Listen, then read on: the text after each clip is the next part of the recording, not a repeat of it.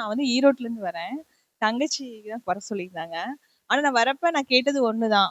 ஆண்டவரே நான் வந்து எனக்கு வேற எதுவுமே வேணாம். உங்கள நான் அதிகாலையில எழும்பி தேடணும். நான் முதல்ல கும்பிட்டுட்டு இருந்தேன். இப்ப ஆஃபீஸ் போறனால என்னால எந்திரிச்சு கும்பிட முடியல. அந்த அதிகாலையுடைய பிரேயர் எவ்வளவு வல்லமையானதுன்னு அதிகமா அத உணர்ந்திருக்கேன்.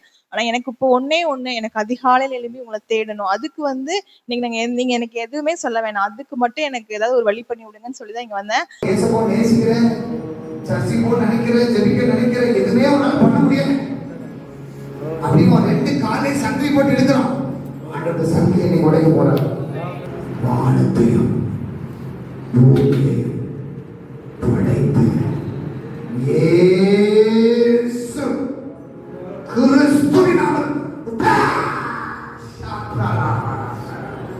ஆனா வந்தோடனே அதே மாதிரி பிரதர் வந்து உன்னால ஜெபம் பண்ண முடியல, நான் ஆண்டவரை தேடணும்னு விரும்புறேன், ஆனால் உன்னை முடியலன்னு சொல்லி அதுக்காக அந்த கட்டுகளை கழட்டி விட்டார். அது உண்மையாலுமே ஒரு பெரிய விஷயம் தான். அப்புறம் என்னுடைய பொண்ணு அப்படிதான் பாத்தீங்கன்னா, ரொம்ப நல்லா படிப்பாங்க, நல்லா பிரில்லியண்டான பொண்ணு. ஆனா ஒரு பிடிப்பே இருக்காது. எப்ப பார்த்தாலும் அந்த 10th வந்து ஸ்கூல் ஃபர்ஸ்ட் வரணும்னு ஆசைப்பட்டாங்க.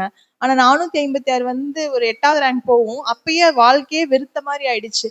நாங்களும் எவ்வளவோ சொல்லி பார்த்தாலும் ஒரு ஒரு வயசுக்கு பொண்ணுக்கு உண்டான அந்த எதையுமே அனுபவிக்காது. ஒரு நல்ல ட்ரெஸ் பண்ணிக்காது, நீட்டா இருக்காது. ஒரு பூ கொடுத்தா கூட சந்தோஷமா ஆசையை வாங்கி தலையில வைக்காது. ஒரு வெறுமையாவே இருந்துச்சு. தங்கச்சி உன் வாழ்க்கை கெட்டு போச்சு நினைக்கிறேன். இல்ல இல்ல இல்ல, எதிர்பார்த்ததெல்லாம் நடக்கலன்னு எனக்கு பெருமைச்சு விடுற. இல்ல, நடக்கும். அவராலே நடக்கும். இப்போ அவரையே நம்பி வந்த உனக்கு அவராலே நிறைவானவர் உனக்கு இப்போ உண்டாகிறது.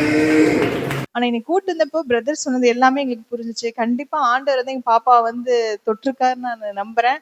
ஐயா அதை தரிசனத்து மூலமா சொன்னது எங்களுக்கு ரொம்ப சந்தோஷம். ரொம்ப தேங்க்ஸ்.